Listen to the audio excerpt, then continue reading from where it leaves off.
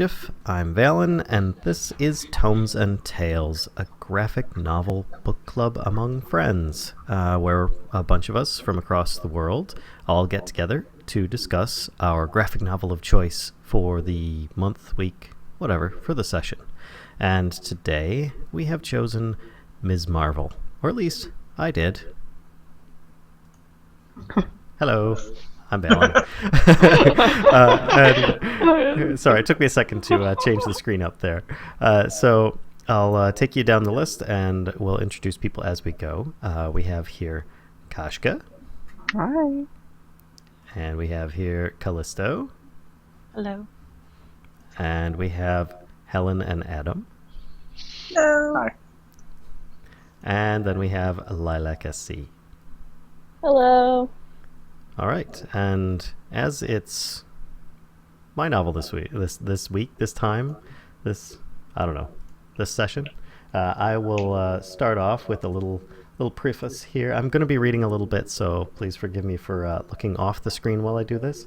But this version is about Kamala Khan, which is a Muslim girl from Jersey City, and it's not your old school Ms. Marvel or Captain Marvel or anything like that. It's inspired by, and her heroine is Ms. Marvel, but she's not the blonde that a lot of people may recognize from the past. And I personally find it to be a really good intro into superhero comics. If you want to start, this is a good place to start. It will introduce you into a lot. But she's a fictional superheroine, by Marvel Comics, of course. And this is written by Adrian Alphona. That was the illustrator. Written by G. Willow Wilson, Gwendolyn Willow Wilson, but she's professionally known as G. Willow Wilson. And illustrated by Adrian Alphona. Now, this here, Kamala Khan is a teenage Pakistani American from New Jersey with shape-shifting abilities, and she discovers that she has inhuman genes in the aftermath of the Inhumanity storyline, which is ran through several Marvel comics, and she assumes the codename Ms. Marvel. She's from her idol, of course, Carol Danvers, but Marvel's announcement that a Muslim character would headline a comic book was met with widespread reaction, and the first volume of Ms. Marvel won the Hugo Award for Best Graphic Story in 2015. It is a relatively recent comic, obviously within the past year, but it was really well received, in my opinion. I was eager to read it for a long time and didn't get the opportunity until several months ago, but I felt it was definitely worth bringing to this group. And there was a lot of other people that wanted to beat me to it, so I was lucky to get the chance. But going with the writer, G. Willow Wilson, excuse me. She's a comics writer. She has a lot under her belt, including 7 awards and about a dozen nominations. But, she's got Middle East Book Award, Pacific Northwest Booksellers Association Award, World Fantasy Award, Broken Frontier Awards, Hugo Awards, Dwayne McDuffie Award for Diversity, and then she's got, nominations for Eisners and Baileys and Harveys and Dwayne's. Oh, gosh, she's got a lot of awards. But the reason that this works so well for her, in my opinion, is because she's an American comics writer, prose author, essayist, and journalist. She lived in Egypt during her early 20s. Her first graphic novel, Cairo, was based there and was listed as a top graphic novel for teens by both the American Library Association and School Library Journal. Her comic series Air was nominated for the Eisner Award, and her first novel, Alif, The Unseen, won the 2013 World Fantasy Award. But she is a Muslim herself and writes Ms. Marvel, which stars our 16-year-old shapeshifter superhero named Kamala Khan. And I think because of her previous experience, it works really well with this, and she does a great job at making a fantastic character. And then the illustrator, Adrian Alphona, is a Canadian comic book artist, best known for his work on Runaways, which is another novel that I have not read it myself yet. I have a feeling from Lilac SC's little sigh there in the background that she may have read it already, but it's one that I intend on getting into shortly. But he also co-created that with writer Brian K. Vaughan, who we also know from a few other series we may have gone into in the past. I believe that was Saga. Just a couple. Just to name one. But he has some history in there. But I'm just going to say, he's done a wonderful job in this, which I'm sure will be covered quite a lot in this session today. So there you go. There's a little bit about the writer and illustrator that have done this book here, Ms. Marvel. No Normal. I think the title was probably the only thing that was bad about the book. No Normal. But so does anybody care to start, or shall I just start tossing stuff out there? I nominate you. Okay. All right. So I'm just going to jump right into my favorite aspect of it. And it's something that I often talk about on these broadcasts, and that is the artwork. It was really what drew me into this and kept me going. The storyline obviously was fantastic, but it wasn't just that. Let me bring up my screen here. I just want to make sure I can keep an eye on things. But to give an example, let's see if I can find something here. This is reminiscent of, and I think I've even said this before, some really old, like Uncle Scrooge comics, where you'll sometimes see, or even Donald Duck comics, where you'll see things in the background of the pane, and it slows you down in the graphic novel. For instance, like you've got all these little signs and stuff in the background, and usually they're like kind of blurry in some comics, or they're just squares or rectangles or something. No. This one, you have the squares and rectangles for some of the objects, but you get to see all the words. And I found that they're extremely hilarious in most cases. And you can read all the topics on all the newspapers. You can see these things in little trash piles. I was just wondering if you guys had seen anything in there that really caught your attention with the art. Specifically, that drew me in. Not to mention that it's just fantastic artwork altogether. But if there was something that really caught your eye about the art or the design of this graphic novel, that being my example, I loved the little hidden details and sneaky peeks and Easter eggs throughout. There was one thing that I noticed that the artist did. You sometimes see it in anime, where the scaling of the character is much less literal. It's almost impressionistic, and it kind of makes the comic a little bit less serious, a little bit more whimsical. And obviously, the character being a shapeshifter, she's already fist the size of a car and stuff. But there was one frame in particular where they show her parents, and the scale of her father is enormous. Let's see if I can get that right. Oh, there we go. And it looked a little bit. It looked a little weird at first, but to me it was almost like, well, the characters are imposing. Her parents have caught her. She's in trouble. And you kind of see, it wasn't too exaggerated, but this kind of idea of scale as a something to play with, I think, is kind of neat. It makes it seem like the comic has a certain tone that don't take it too seriously. We play around with the art a little bit. I really like that, actually. I agree. I mean, if you actually go to the very back, there is one of these little, like, the whole family, and you can see the size of the father's hands here in comparison to everybody else's. His hands are tremendous. I don't know how he even gets them through his coat sleeve, but I agree. I mean, it definitely adds a lot to the characters and the detail. That's really good. You gotta pass it here. If we're gonna talk about art, then I have to have the material, the subject matter in my hands, because I want to talk about the background a little bit as well. And I'm just going to try and find an example of it. But I loved how, so often, like we see within graphic novels where characters look so similar that it's difficult to distinguish between them.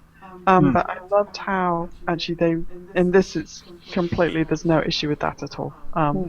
So, and it's not so much, like distinctive facial, like features or hair or anything like that. Actually, they do it quite cleverly, I think, with clothing most of the time. But I like how, actually, this is quite good. So here we go. I'm going to try and do this. And this cell right here, this cell, the characters actually don't even really have faces, but you can still very easily tell them apart. Which I don't know why, but it just caught my eye in this one. That there's so much emotion. The other thing I want to mention, so that's one thing, right? I really like that. Then the other thing is, and this is probably more important, but there's so much emotion in like all of the frames. The attention to detail in this art is incredible, I thought. There's no there wasn't one frame where I looked at it and thought, well, they got a bit lazy there, or that one looks like it was a bit rushed or anything like that. Every single frame I felt like was, well thought out. Somebody, well, not somebody, the artist, Adrian, definitely put, it felt like he put his heart and soul into this. And I thought that showed in every single frame. I absolutely loved the art on them. And it's not like, usually I go for very stylized art, and I didn't find this to be particularly stylized. But still absolutely loved it. I love her hair as well. Her hair has almost a mind of its own, which I can relate to. So it's like in some of the scenes, it's off doing its own thing almost. It's what is going on? But yeah, her hair is brilliant. Hair is so difficult. Anyway, all right, I'll stop rambling. There you go. That was what I thought about the art. Anybody else? I don't know if it's so much the art as the decisions made on the fact, the costume. I love the costume because it's very age appropriate. And it's not just, I love how the first one they have her in the skin tight leopard or leotard, and she's got the thigh high boots, the totally something you would not wear to fight crime. But I love the decision to put her in something that's a little less impractical. And they even talk about it in the book, which I love too.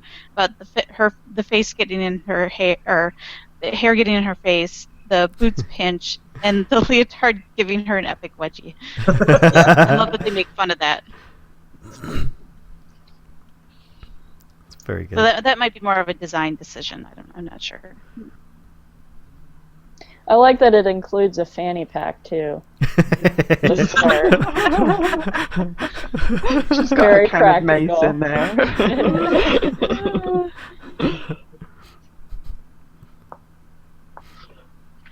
So how about Okay. So sense of humor though as well. I love the sense of humor of the art, in here, with the LOL. Battery. LOL, no battery. Yeah. The sense of humor of the art was brilliant, and I saw that a lot actually in a lot of the references that Valen was talking about, where the cereal that she's eating is GMOs, yeah, and actually there's the hair as well. Look at that bed head. Yeah. I think part of what I loved about the creation of Kamala Khan is how nerdy she is. She writes fan fiction about the Avengers, and she plays all kinds of video games online, and her parents are just like, what are you doing? But I think one of the panels that really kind of made me laugh, the first time in the book, was this top one. Rainbow Toots! You killed Rainbow Toots! It's a little pony. And there's just like little unicorns up there, and there's just this random, oddly shaped monster that the Avengers are fighting, and just like a dead. I don't know if I can get this close enough. Like, there's just a dead unicorn down there with X's behind. Yeah. No, too. I started reading it, and Adam was sitting on the other side of the couch, and I just started laughing and like described the whole thing to him. Yeah. Like, that was the first time that I was like, okay, these guys have a really great sense of humor. Or two.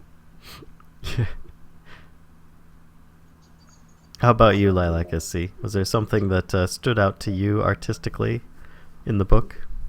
Well, considering her power is flexibility and being able to become big and small, it seemed like the art kind of reflected that. Lots of lines were like malleable. Nothing was purely straight or stayed the same shape the whole time. I don't know but like the perspective and all of that was neat. Yeah, so I agree with what everybody else has said, but yeah, kind of a flexible look. I wonder how much of the shape-shifting abilities the characters, as they're drawn on there, were accidents as he was learning to draw when he was younger. Yeah. You know, like accidentally making one hand bigger than the other. Bruh. You know, and then just he kind of used that to his advantage later on when he corrected it. The other panel that I really loved was like her with her like yellow paint, and she's painting the lightning bolt on her costume. Yeah. And I was just like, oh, she's crafty. That's funny. The first time that I saw that, I was like, she's got a mustard bottle. That's what I thought. Is she seriously putting mustard on her outfit for the lightning bolt? And I was like, this is going to have some really bad repercussions later on if that's true. She's going to have like flies buzzing around or something.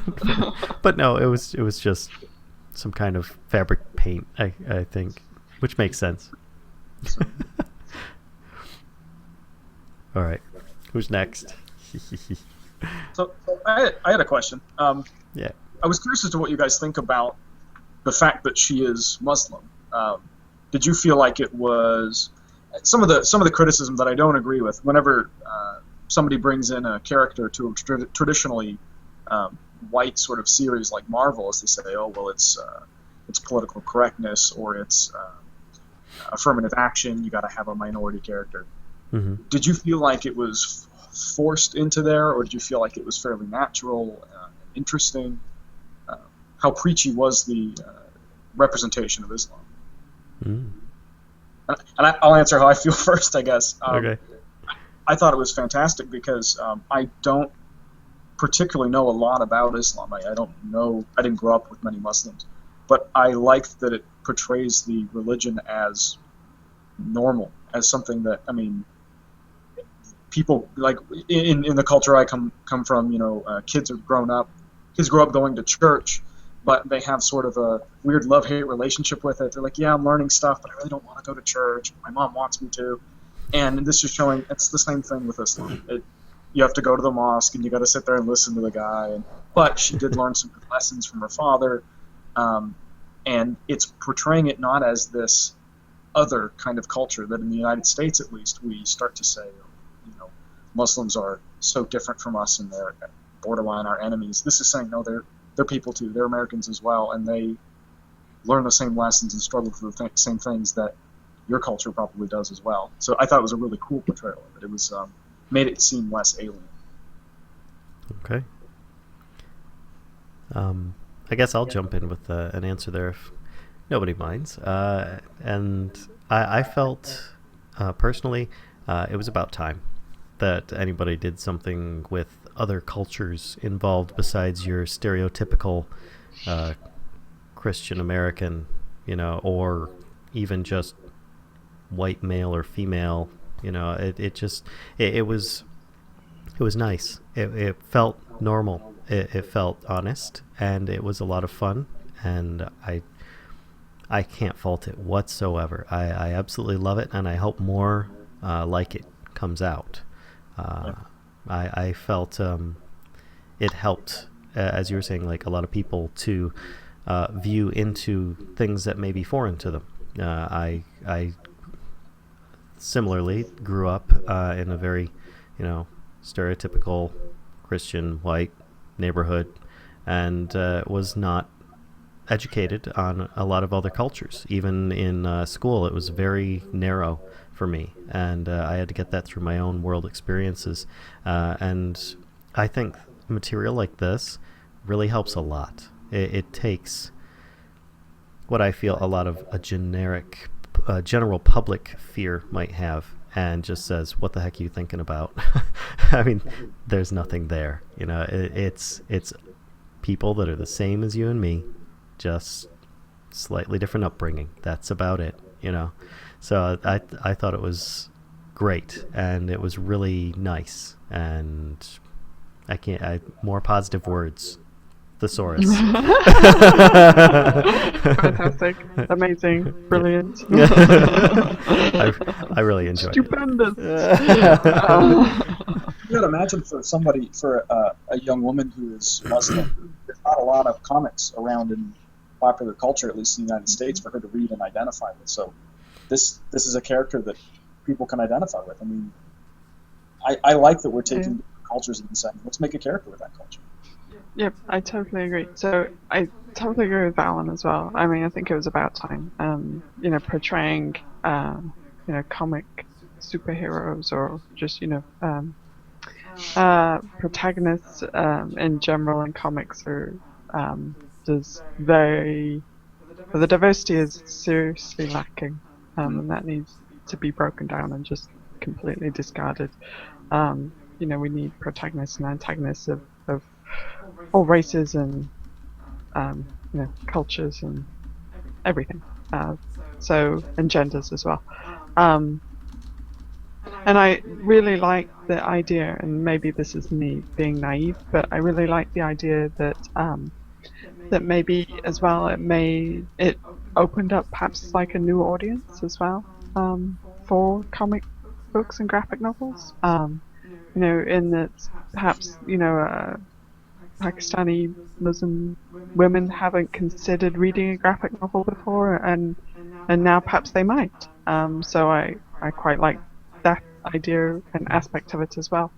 And as Valen said as well, I really do love the fact that they recognize that we're all incredibly human, no matter what religion we are. So yes. Thoroughly applaud the decision.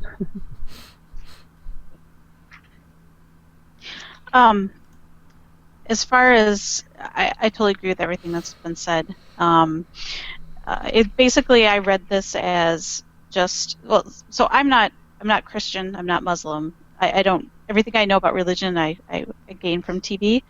And so for me, reading it was just like reading about any other teenager who's having problems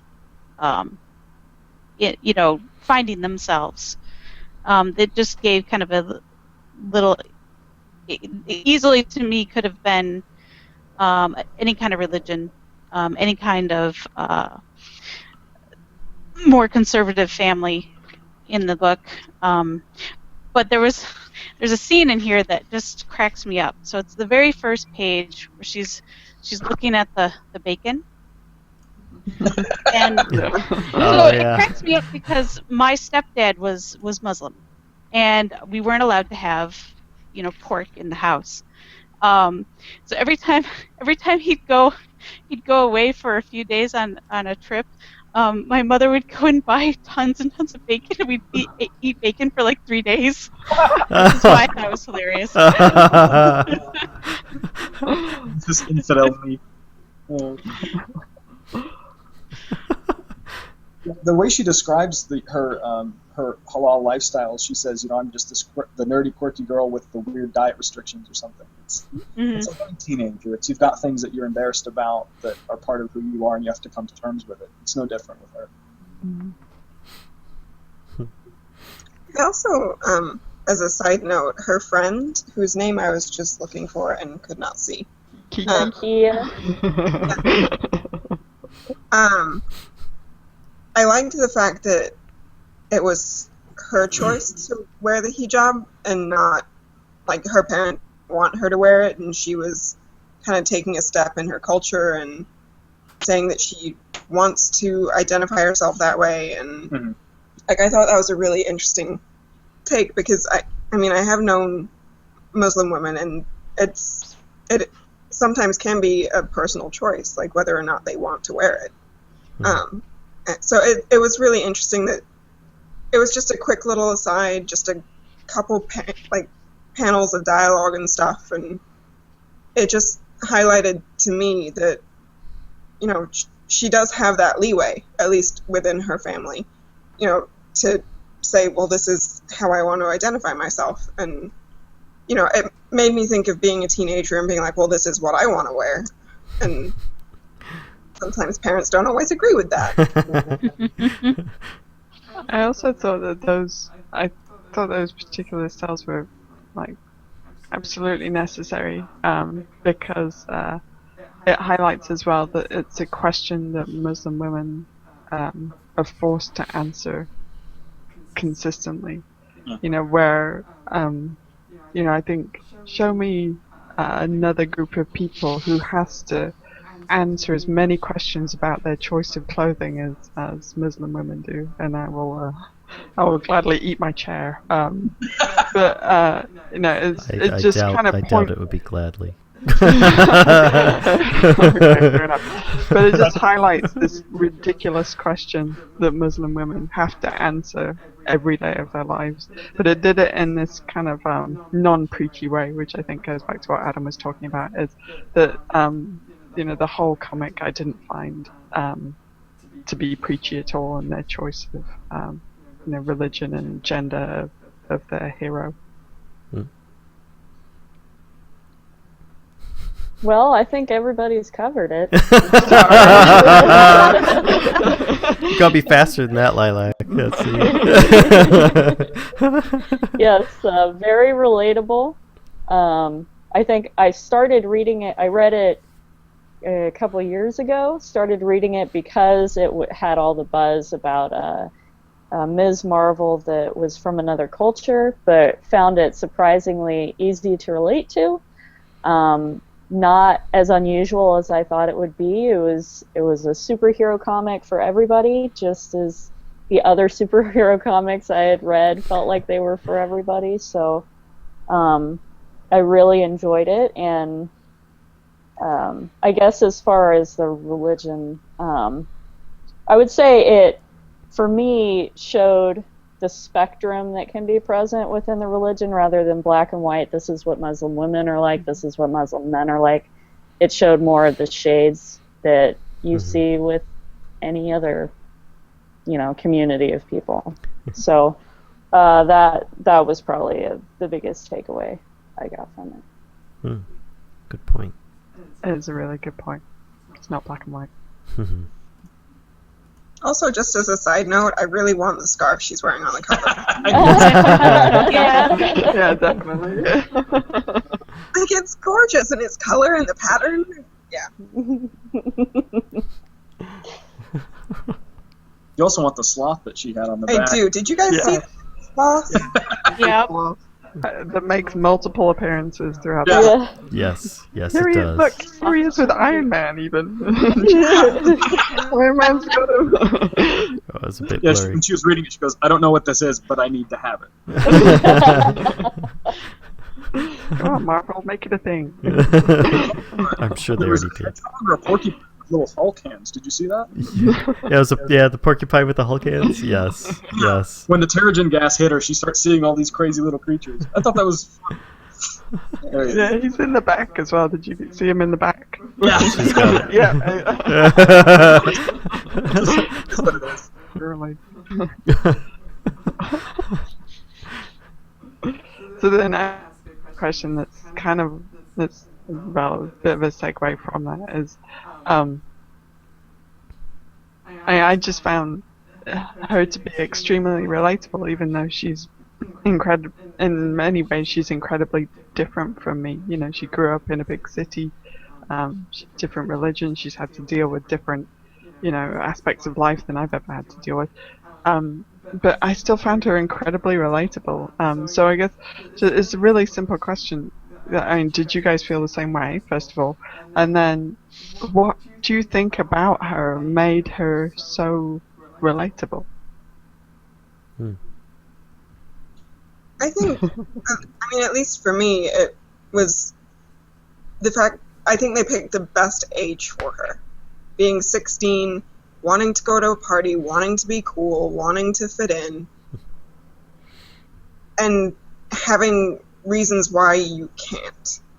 Whether it's, personal because you have insecurities, or whether it's because, you can't drink alcohol or eat pork, or, whatever it was, because of what we were discussing earlier, how they just treated the fact that she was Muslim as just another thing, like just something normal, which it should be treated that way. But it allowed me to just kind of relate and see that 16-year-old, like myself at 16, and how I was in high school at that point, and you see a lot of that reflected back from Kamala, which I thought was fantastic. I guess that's kind of why I thought I related to her so much, because it was a very universal struggle that they presented from the 16-year-old perspective. Yeah, I was surprised at how much I identified with her, considering I'm a, white atheist male with no superpowers. It was the hair, wasn't it? It's probably, Epic bad head. Yeah, I don't know that either. Oh, you got some epic. Oh, I do. But I think what helped me identify with her is that she doesn't know exactly what she's doing. And I think life, at least for me, is a series of doing the thing that you think is best at the time and making your best guess, and then learning from whatever mistakes might come from that. And you just keep pushing, keep going no matter what happens. And that's what she's doing. She's just making her best guess at the time, making mistakes, pushing past them, not letting them knock her down too much. And I completely identify with that, especially in my job. Most of what I do is take a best guess and see what happens and then deal with the consequences. That's what she's doing the whole comic, except she's got giant hand powers to help her out. I like that. Sorry to jump ahead of anybody, but I also like that she had consequences for her actions. Yeah. She was grounded. She did get detention. Like, all of this stuff as she's dealing with it doesn't take her out of her world and put her into this separate category where she's just consequence-free. Yeah. It's, she has to deal with her parents knowing that she snuck out, that her brother wants to go and beat whoever up that he thinks hurt her, that, she's in the wrong area in school at the wrong time, so she gets detention. And it made it so relatable because it's stuff that everybody at some point or another has dealt with. Like, everybody deals with their parents being angry at them for something. Everybody deals with somebody at school being a jerk. Everybody, it's just these universal concepts. I'm sorry, I'm rambling. Shut up. How about you, Lilac? I think that her lack of confidence was personally what drew me to her character, made her relatable, because I was 16, I was afraid of anything. So, lack of confidence in her abilities and things like that, which you actually see her kind of work throughout the book, which is, nice. So. Callista? I'd have to go with the confidence thing. Her life doesn't, I can't relate to that. I pretty much did whatever I wanted at the age of 16, and no consequences. So the whole, getting grounded and all that stuff. I know I got grounded in middle school, but after that, I never did again. but the whole trying to figure out where you fit in, you know, not quite, you know, people are kind of making fun of you, but they're not being so overt that you still want to join them type of thing. Mhm. So it was more, I feel it was more sympathetic probably than relatable. So, okay. I have to say that I related on a completely different level than everyone else. My parents totally did not want me to go out to parties because of the boys. No, I'm kidding. Did you see my eyes get kind of big there?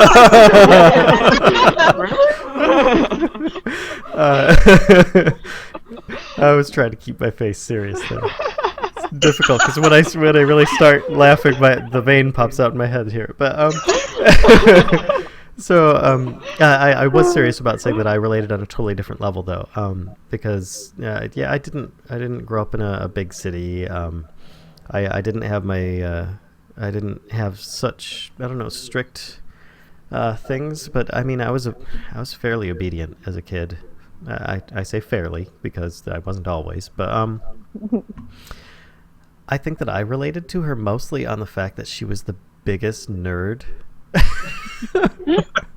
I mean, she was totally like it was mentioned earlier, like the Marvel character, you know, superhero fanfics, and she had like Legend of Zelda references. You know, she had all anything geek culture was what she was all about, and that's where I was kind of sucked in with that. And the fact that she was, you know, a normal kid from what I've seen portrayed at, you know, in many scenarios, and a lot more believable, even though it was a fantasy world, is what grounds you and often pulls you in. The fact that there's, you know, something to relate with, and the fact that she was really into the geek culture, you know, just that kind of, yeah. So. Well, and much like Alan, sorry. Much like you, she's not embarrassed of it. She's not saying, "Oh, I like these weird things and people make fun of me." She's like, "This is who I am. I like this stuff. There's nothing wrong with that." There's no. I didn't read any sort of shame or trying to hide the fact that she's geeky about stuff. I love seeing that kind of confidence. Mm-hmm. Yeah, and that was probably what drew me, and the fact that she is probably even more bold and brash about it than I am. I mean, I can be. I mean, you know, stuff I have displayed in the room and whatnot. But I mean, I don't go around just like wearing a big lightning bolt, you know, leather jacket or something like that from Ms. Marvel. You know, that if I had the opportunity, you know, something like that, you know, I guess I might nowadays, but I wouldn't have when I was a kid her age. I was very, very fearful of repercussions, and I think I became a little bit bolder as I grew older. But I think it was more an admiration of her level of geekdom. Yeah. So yeah, that was really good. Her character drew me in quite well. So you know what I think we're all saying? I think we're all saying that we can relate to the fact that it's like a coming of age story. Yeah. Yeah. That's kind of what I boiled it down to. Because she's, I mean, there's like little bits here and there that I think that most people can relate to. But I think it's more the experience, and maybe like what Callisto was saying. Maybe it's more of like you can sympathize with it than relate to it. But I mean, everybody, well, I mean, all of us anyway, have gone through like that kind of coming of age thing. So. Maybe that's what they did quite well, which made it very accessible. I don't know. I think I'm still waiting for my coming of age. But I was thinking the same thing, actually. Yeah.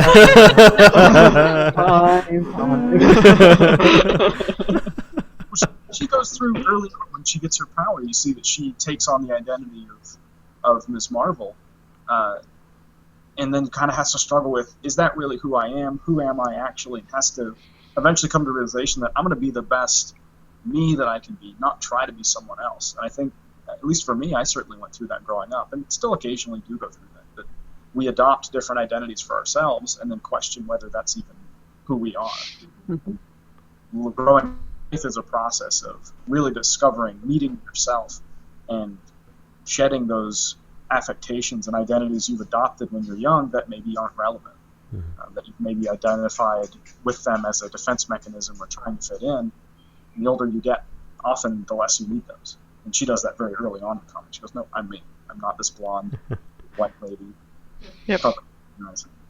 Yeah, I love how, I mean, that's something that I completely admire about her, is that she discards that, completely and goes, I'm going to wear a mask, yes, because, I want to hide my identity to some extent, but I'm not going to, be this person that I'm totally not. And I love how she just recognizes it so easily and discards it, without a second thought, really. It's brilliant.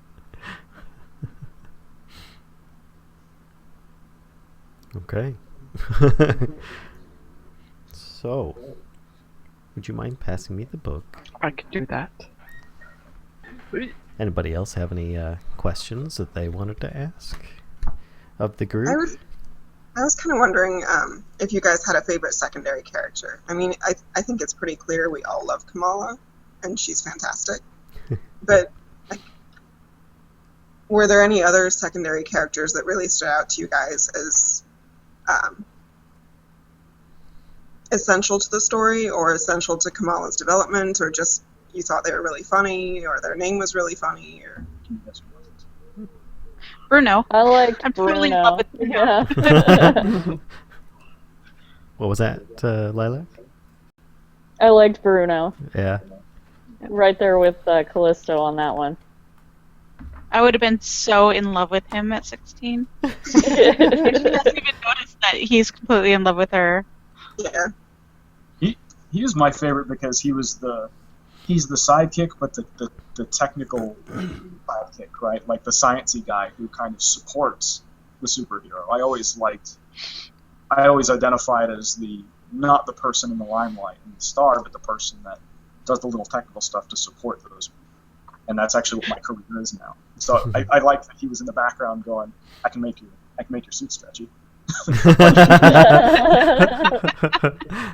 That's important too. It's not as glamorous, but it's important. What about you, Kashka? I like that he wasn't afraid to do. He wasn't afraid to look out for her safety.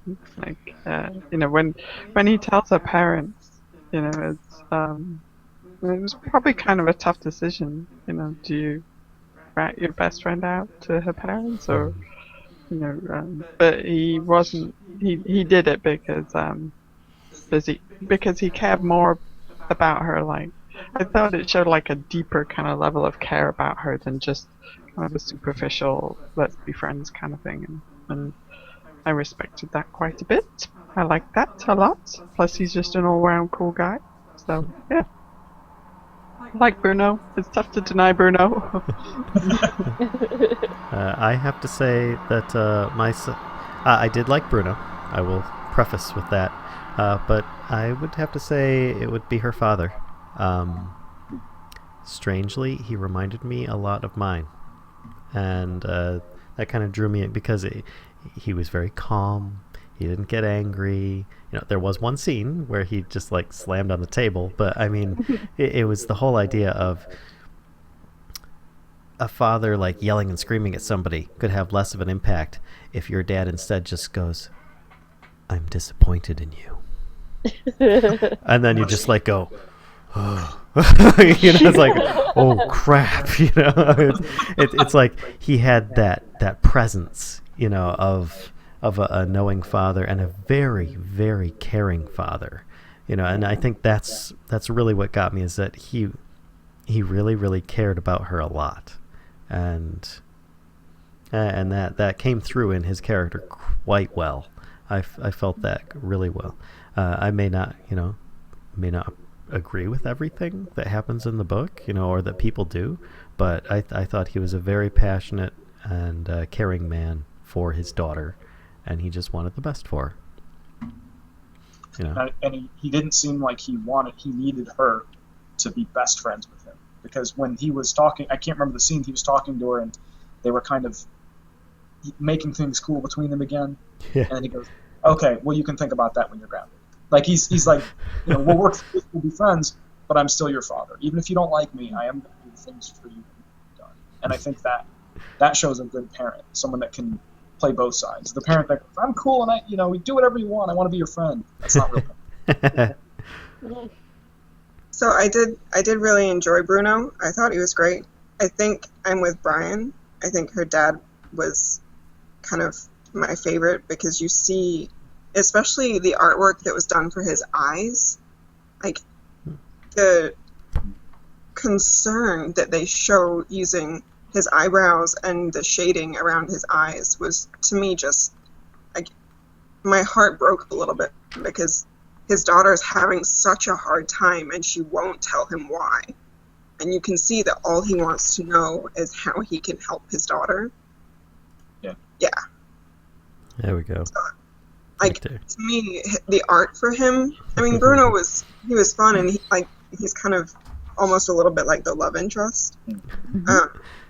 I don't know why it needed the stance, but it did. I mean, I think the father was more my favorite than the mother because the mother seemed much more quick to anger, more vocal about her disappointment in her daughter, and the father was more conversational. What's wrong? Why won't you talk to me? But you're still grounded. Yeah. And then the other character that I kind of wanted to know more about was Chatty Bob and how he got his nickname. Especially because, as we were talking about earlier, like the stuff in the background on the very first page, the cash register that Bruno's leaning over, it has a sign that says, "Cashiers are not interested in your stories." Which is I noticed that one as well. Yeah. I'm not interested in your story. I wasn't interested in anybody's stories. But Chatty Bob, I feel like he would be interested in stories.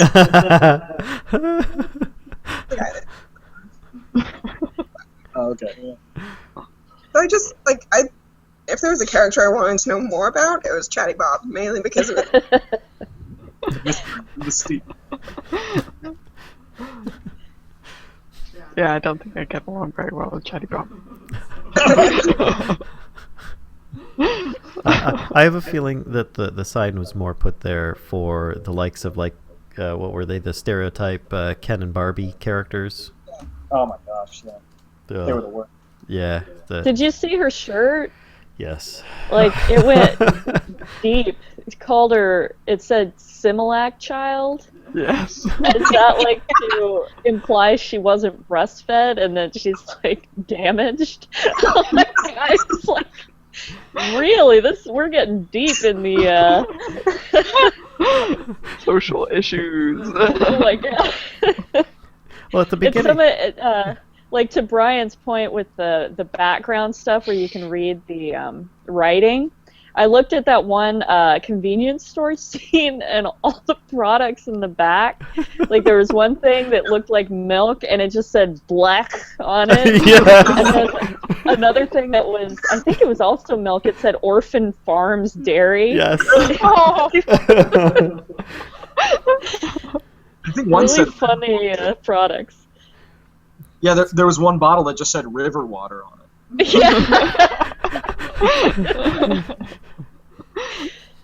Yeah. A lot of stuff with that. Well, at the beginning, when you first see that Barbie character, I mean, I knew because I took a couple years of Spanish, but I mean, she came in with a T-shirt that's half off of her shoulder, and it says "Bonita, Bonita, Bonita" on it, which is saying "beautiful, beautiful, beautiful." Yeah. It's okay.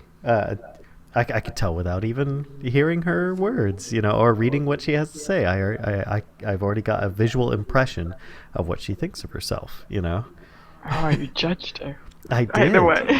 But I mean, she chose that shirt to wear, so that's the idea. you kind of give an outward visual impression. I mean, I wear geeky T-shirts, you know, because I'm a geek, you know. But not all the time. I mean, but it's a graphic novel, so it's meant to give you the visual impressions of the characters, and so it helped portray her character visually as well as verbally when she started speaking, and kind of verified what the image was giving. Not to say that each character that looked similar to that was the same, but I mean, it just kind of reinforced that to say so. And it even, with her, it drove home the point with Nakia saying she was being nice to be mean. She got even more overtly mean when she'd had a few drinks at the party, and then it was like not even being nice. And I think the thing she said was, okay, I'm gonna go away from you because you smell like curry. And I have a feeling Kamala didn't smell like anything, probably. Yeah. And that was just like this overt, you know. Yeah. When that came out of her mouth, I was like, oh, we're done. Yeah. 0 sympathy. Please drown in the river. Damn it. Well, that's kind of also what makes Kamala, you know, a superhero with or without the powers. You know, Right. the fact that she looked past that and was following her heart. You know, and she's a great character. Yeah. Trying to do what's right, even though most of what she does just completely backfires. And I have to say, what really made me like her the most is the fact that she absolutely and utterly failed at trying to save some guy from a bunch of like mechanical laser carrying spiders, you know, in that house. The fact that she just, oh my god, I have to get the heck out of here. That went really bad, you know, and I could have died, you know, and the fact that she ran away. You don't get to see that too often. I mean, usually it's like, oh, the situation gets really bad, and then so many people are down or injured or hurt, or somebody dies or something. No, she ran away. she was like, oh no, I'm getting my butt kicked. I'm getting out of here. She turned tail, and because heck, I knew, you know, growing up playing it safe for the most part. Yep. I think that made her more relatable, that they didn't do like a photo montage of her like failing at things shortly and then suddenly becoming awesome. Yeah. This like extended training period, you know. Everyone needs practice to become amazing at something. Mm-hmm. And even superheroes like her need practice. Yep. Yep. I mean, she, as it turns out, she didn't have Ms. Marvel's powers. She had similar powers, and she had difficulty in manifesting some of them, you know. So she's her own self, and it took her a bit to realize that. You know. I think she even had a conversation with her subconscious or something at one point, when she was hallucinating in the cloud. I don't know. Oh yeah, disembiggen. Yeah. Yeah. I like that. Yeah. And here's a really weird off-topic subject. When Kamala shows up after the incident of actually saving the guy from the inventor's hideout, do you know who or what is that? This here. I mean, I think he's some kind of like one of those big characters at like a sports game or something. I can't remember. Oh, like a mascot. Yes, thank you. God, such a simple word was escaping me right there. But I think he was just like a hockey mascot, but it might have been a goalie. Somebody with like a goalie mask and they had glasses on the outside. I don't know, but it was just like, what the heck? She suddenly shows up and is like, this guy thinks he can threaten us where we live. Miss Marvel has a message for him, and it's like, okay, and then she runs away, and there was this hockey guy, and a bunch of just random people on the street, and I'm like, what the heck? I'm very confused. That's what I loved about the tone of this, is that there's some weird things that just happen, and you just kind of go along with it because it's funny. I mean, when they showed the inventor, he's a cockatiel. Yeah. Sure, why not? Like, this is just fun. It doesn't take itself too seriously. Yep. It's surprising. Oh, all right. Such good stuff. So will you continue with the series? Oh, that's a good question.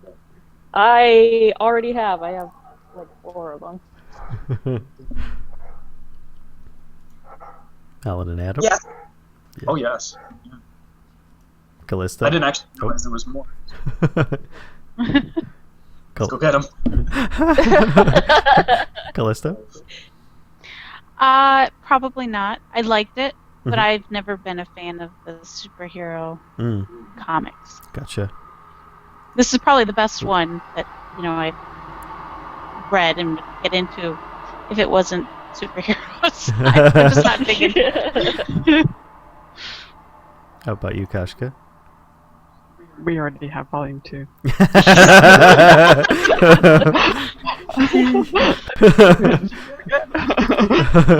Yeah, and we would have more as well if we were, trying to limit ourselves from just like buying everything all the time. try to keep it to a healthy minimum.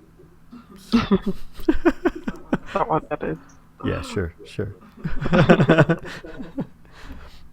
But yeah, and I agree with what Callisto was saying there, that this is probably one of the easiest forays into, and I think I said this at the beginning of the video, into like a superhero comic series. Excuse me, because it's so well done. A lot of comic series, when they start off, at least from my past experience, they're really cheesy, really corny. Tough to get over some of the stuff. They'll just throw some weird stuff at people and just random things. But this here, yeah, it had a lot of that, but it was really well put together and really done prettily and by the right people. Yeah. So I would say if you want a segue into the superhero universe, this is a good series to follow, because she does hang out with other superheroes and gets involved in different storylines and different comic arcs if you want to follow them. But if you don't, you could always just stick with her, and you just get like little samples and tastes of different things. But yeah, it's a superhero comic nonetheless. So it's the whole Marvel universe, but and a little more introductory and easier to swallow method with Kamala Khan, who is probably a more modern approach than the earlier cheesy origin stories. Yeah. I think starting, let's see, I read Excuse me. Ms. Marvel before I tried to read Captain America and the Red Skull. And I think if I hadn't read Ms. Marvel and gotten used to some of the superhero stuff, the old, I think it's 40s Captain Americas would have been a little difficult to read. Wow. Yeah. So. I almost felt like for Kamala, that her superpowers were just another thing that she had, another thing on her plate. Like, it didn't significantly change who she is. It was, I've got to deal with this, and great, I've got these powers too that I have to figure out how to control. And it was like being a teenager where things just get piled on and you just have to deal with it. It wasn't this typical origin stories focus so much on the identity of the character being a superhero. She's just Kamala, and now her hands can be huge. Like, it's the same character. It was more like a job than what she is. Right. I feel that the whole superpowers was just more of a a hook and something to keep people interested, whereas I feel that if you strip the superpowers from her, I would still read the comic. And I think I would really enjoy it just the same, because it's written really well, it's illustrated really well, and it's just an interesting story one way or another. Just the way she handles things or is being handled. It's just a fantastic set of circumstances. Yeah, if you stripped the superhero stuff out, I would totally read it.